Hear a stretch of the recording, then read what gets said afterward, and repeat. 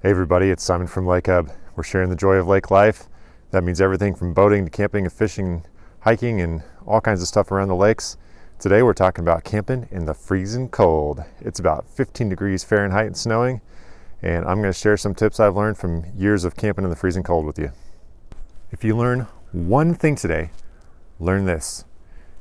Right clothing is going to make your trip. Gear up properly. If you do that one thing right, you can do everything else just okay, and you'll have a great time because you'll be comfortable. You don't need an amazing fire. You don't need an amazing sleeping setup.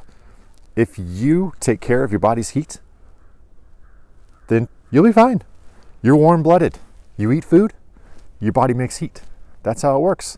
All you have to do is you have to keep that heat inside. Keep in mind, there is no such thing as cold. There's only absence of heat.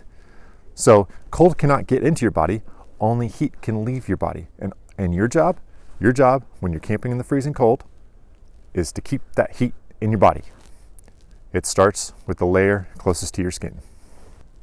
I thought about starting with base layer because that's where most people would start, but we're gonna get a little close first. We need to talk intimates. We need to talk undies, chonies, whatever you call them. No cotton allowed. Don't wear cotton. The layers next to your skin, no cotton. Don't wear cotton, okay? Athletic underwear is your friend. If you just do that, you'll be fine. Your worst enemy when you're camping in the freezing cold is going to be sweat, getting your skin wet. That's going to lead to hypothermia if you don't take care of yourself. So the layer next to your body, athletic, synthetic, okay? Next up is your base layer. Now I'm wearing a polar fleece with a waffle pattern. This thing is amazing. I got this base layer from Cabela's, but there's all kinds of great brands out there that make really solid, heavy duty base layers. This thing is so awesome. You sweat in this, it takes it right off your skin, okay? And then you're fine. You're comfortable. Even when you're sweating in the freezing cold, you're comfortable. If this thing's zipped all the way up, then from here all the way down to my ankles, they're taken care of. I don't have to worry about that. All right? So then you just need to worry about from here up, which we'll talk about headgear in a little bit. And then your socks. Now your socks, next to your skin, no cotton. Don't wear cotton. You can go old school, tried and true wool socks. Those are great. You can go with synthetic. That's what I'm wearing right now. I'm wearing synthetic heavy duty boot socks, and those are great too. All right, then we need to talk mid layer and outer layer. For my mid layer, now you can do cotton. I give you permission. You can wear cotton. And then there's your feet. I have insulated hunting muck boots. These go up about shin high, so I'm not worried about, waterproof and all that kind of stuff. They work great. The only deal with muck boots is that your feet are going to sweat. So extra socks when you go to bed. You really can't have enough socks when you're camping in the freezing cold like this. All right, then there's your hands. So obviously if you're in the snow, I can't find anything better than snowboarding gloves, ski gloves. I mean, they're waterproof, they're insulated. Snowboarding gloves go past your wrist. They go up a little bit, really keep the snow out. I mean, you can't find a better glove than that. The trouble is you can't use your fingertips, right? So let's say you're out in the woods, it's cold, it's snowing, and you're making a YouTube video like a knucklehead. Fingerless gloves. These are actually for fly fishing, but they're great. I mean, I've got my fingertips, but my fingers are starting to get cold. I'm gonna have to switch in a little bit. So obviously there's a downside to that. When I'm sleeping, here's what I like. Good old-fashioned jersey gloves. These are just cotton jersey gloves.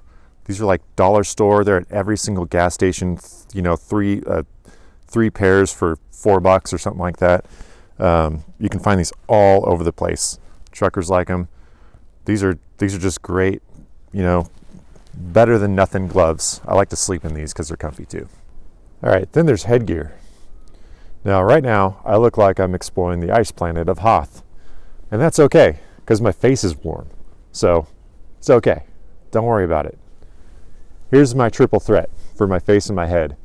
This is down to about 0 degrees Fahrenheit. Proven for me. It may go below that, I don't know.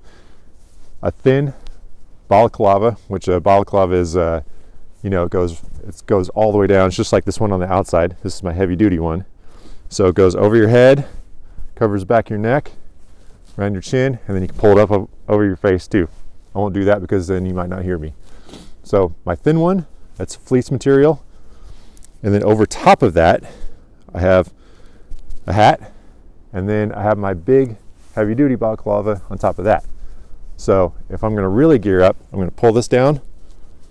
And the reason why I put the hat on is because balaclavas have a tendency to go up around the hairline. Okay?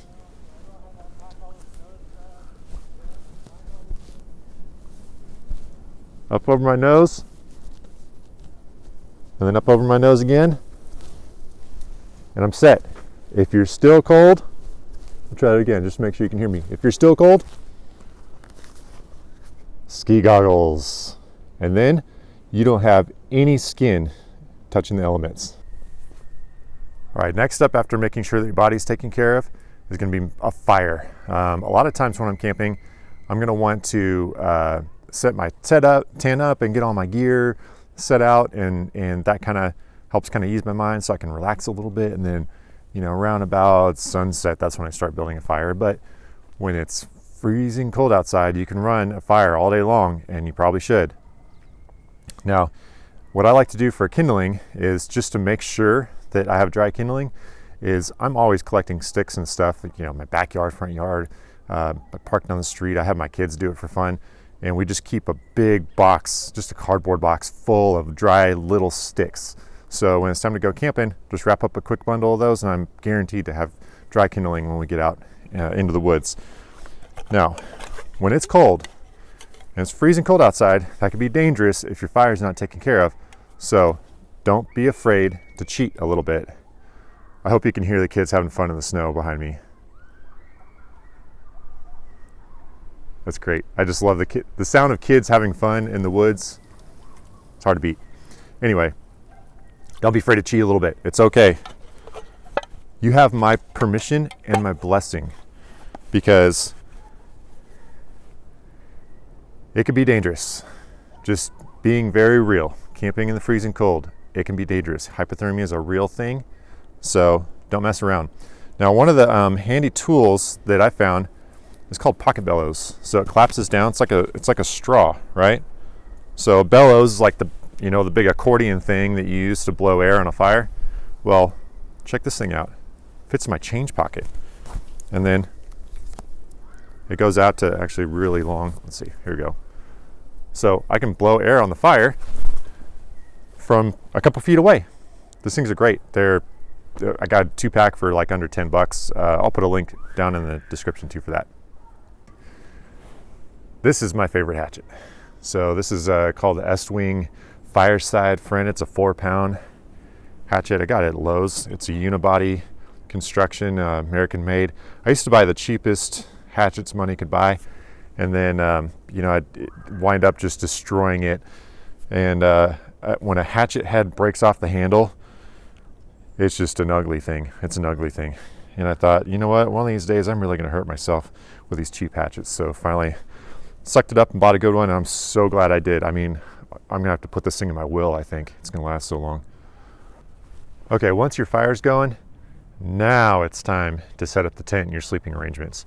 So behind me, you can see right here, I'm going to move over a little bit so you can see it. Perfect little tent spot. It's about 15 feet wide. It's got trees and brush on all 3 sides, and the side that's open is not the one that's open to the wind. So this is a great little wind shelter. That's a great tent pad right there. It's flat, it's even. So that's a great spot for a tent. If you don't have wind shelter, and it's windy and it's freezing cold, then you need to make your own wind shelter. I mean, even if it's like a lean-to with sticks and stuff, or a tarp kind of between two trees, something. Get your tent out of the wind. My wife had this genius idea one time. We have two tents, little 2-man tent, and then a big 5 or 6 man tent. If it's just the two of you, or if it's just one of you, you want the smallest tent you can, because just the amount of air around you, you don't want your body trying to heat up all the air around you, right? So the most compact space that you have, fill it up with your gear and surround yourself with gear. That'll really help out. It's like filling your freezer up. It makes your freezer more efficient. It's the same idea. So it was super windy. She put the little tent inside the big tent. There you go. There's your windbreak right there. Genius. And it was warm. It was fine. It was great. So that's a great solution if you happen to have two tents. Another thing that you need to concern yourself with is the ground. So if it's freezing cold, do not sleep on a cot. That gives air circulation all the way around your body. Don't do that. That's more opportunity for heat to leave your body. So what you do want to do is some kind of sleeping pad, even if it's like cardboard. I mean, it's better than nothing. An air mattress is great. A thin air mattress, a foam pad, any sort of insulation, but you do want to be on the ground. That's important. Obviously, if there's snow, or if it's been raining and it's super, super cold and the ground's wet, then you want to take care of the bottom. You don't want to wake up in a puddle of water. I've done that before. Not cool, not fun. Okay. So make sure that your tent has a tarp bottom, or if it doesn't, then make sure you're sleeping on top of a tarp. And if it's snowing, or if it's raining, freezing rain, or even if it's just super wet, make sure that the tarp isn't a whole lot bigger than your tent. You really just want it to be just to the edge of the tent.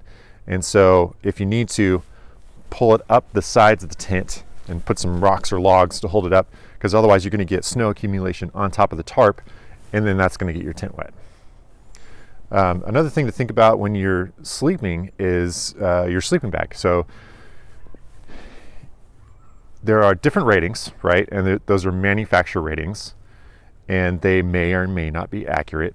So it's best to way overshoot that. So if like my sleeping bag is good to freezing, all right, a day like this, that's not going to be enough juice. We need some extra blankets.